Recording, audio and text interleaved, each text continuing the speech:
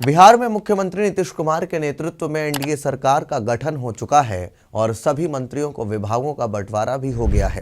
पिछले 20 वर्षों से नीतीश कुमार अपने पास ही गृह मंत्रालय रखे हुए थे, लेकिन इस बार उन्होंने गृह मंत्रालय का जिम्मा बीजेपी नेता सम्राट चौधरी को दे दिया है। हालांकि सबसे महत्वपूर्ण बात है कि बीजेपी के मंत्री जरूर ज्यादा हैं, लेकिन राज्य का सबसे ज्यादा बजट वाला मंत्रालय अब भी जदयू के पास ही है। मंत्रिमंडल में संख्या के हिसाब से देखें तो नीतीश सरकार में बीजेपी के खाते से 14 मंत्री हैं, जबकि जदयू की ओर से मुख्यमंत्री को लेकर कुल 9 लोग शामिल हैं। वहीं सहयोगी दलों के 4 मंत्री हैं। हालांकि सबसे ज्यादा बजट वाला शिक्षा विभाग जदयू के पास ही है। इतना ही नहीं, सालाना बजट के हिसाब से टॉप 5 विभागों को अगर देखा जाए तो इनमें से 3 विभाग जदयू के पास हैं।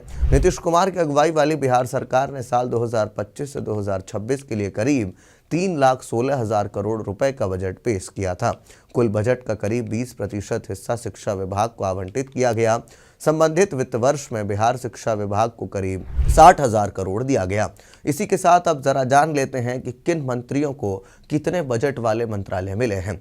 सुनील कुमार की बात करते हैं, जो जनता दल यूनाइटेड से आते हैं। ये शिक्षा मंत्री हैं और इस मंत्रालय को 60,000 करोड़ रुपए दिए जाते हैं। नवनिर्वाचित नीतीश कुमार के मंत्री सुनील कुमार को शिक्षा विभाग का जिम्मा सौंपा गया है।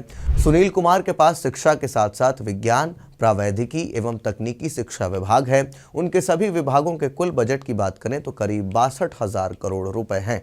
गोपालगंज की अनुसूचित जाति के लिए आरक्षित भैरव विधानसभा सीट से विधायक सुनील कुमार दूसरी बार राज्य के शिक्षा मंत्री बने हैं। पूर्व आईपीएस सुनील कुमार साल 2020 में पहली बार भोरे सीट से ही विधायक बने थे। साल 2024 में हुए कैबिनेट विस्तार के दौरान उनको नीतीश मंत्रिमंडल में शामिल करते हुए शिक्षा जैसा बड़ा विभाग सौंपा गया। 2025 में सुनील कुमार दूसरी बार विधायक बने। नई सरकार में भी शिक्षा मंत्रालय सुनील को ही दिया गया है। भारतीय पुलिस सेवा आईपीएस के पूर्व अधिकारी रहे सुनील कुमार ने ताजा चुनाव में सीपीआईएमएल के उम्मीदवार और जेएनयू के पूर्व छात्र संघ अध्यक्ष धनंजय को 16,000 से अधिक वोटों से हराया है। अब बात करते हैं मंगल पांडे की, जो भारतीय जनता पार्टी के कोटे से हैं और ये स्वास्थ्य मंत्री हैं।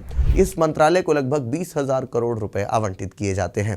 बजट आवंटन के अनुसार शिक्षा के बाद अगला नंबर स्वास्थ्य विभाग का ही आता है। स्वास्थ्य विभाग बीजेपी के खाते में गया है, जिसका जिम्मा सिवान विधानसभा सीट से जीत कर आए मंगल पांडे को दिया गया है। स्वास्थ्य विभाग को 20,000 करोड़ आवंटित हुए थे। मंगल पांडे के पास स्वास्थ्य के अलावा विधि विभाग भी है।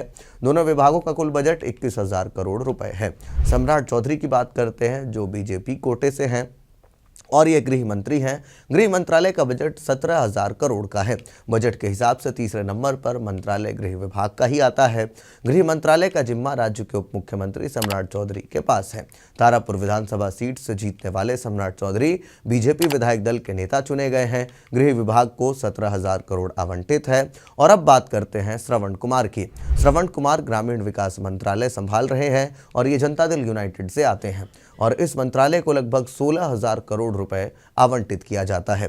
तो अब चौथे नंबर पर जदयू के श्रवण कुमार को ग्रामीण विकास का विभाग दिया गया है। ग्रामीण विकास को आवंटित राशि 16,000 करोड़ है। नालंदा से विधायक श्रवण के पास ग्रामीण विकास के साथ ही परिवहन विभाग भी है। कुल मिलाकर श्रवण के दोनों विभागों में आवंटित बजट लगभग 16,700 करोड़ रुपए का है। और अब बात करते हैं विजेंद्र प्रसाद यादव की। जदयू के कोटे से ऊर्जा मंत्री हैं और इस मंत्रालय को लगभग 13,000 करोड़ रुपए आवंटित किया जाता है। वहीं नीतीश सरकार में सबसे उम्रदराज मंत्री विजेंद्र प्रसाद यादव इस लिस्ट में 5वें नंबर पर हैं। विजेंद्र के पास ऊर्जा, वित्त, योजना एवं विकास, वाणिज्य, कर और मद्य निषेध, उत्पादन एवं निबंधन विभाग का जिम्मा है। ऊर्जा विभाग को करीब 13,000 करोड़ का बजट आवंटित है, जबकि उनको मिले कुल विभागों का बजट देखें तो करीब 19,000 करोड़ का है। सुपौल विधानसभा से 9वीं बार विधायक बने विजेंद्र 89 साल के हैं। बिहार के कुल 3,16,000 करोड़ के पिछले बजट में से 1,35,000 करोड़ रुपए से ज़्यादा बजट इन 5 मंत्रियों के पास रहेगा। पिछले बजट के हिसाब से देखें तो करीब 40% बजट इन 5 मंत्रियों के पास रहेगा और बाकी 22 मंत्रियों के पास बाकी बजट राशि होगा। अब देखना होगा कि नई सरकार अपने पहले बजट में इन मंत्रालयों को कितना बजट आवंटित करती है। तो वैसे में नीतीश कुमार की पार्टी जो है वो अब भी 5 बड़े मंत्रालयों में से 3 पर अपनी पकड़ जो है वो बनाए हुए है और इस पर सबसे ज़्यादा पैसे आवंटित किए जाते हैं। इस पूरे आंकड़े को लेकर के आप अपनी राय कमेंट बॉक्स में ज़रूर लिखें। तब तक के लिए दीजिए इजाज़त। धन्यवाद।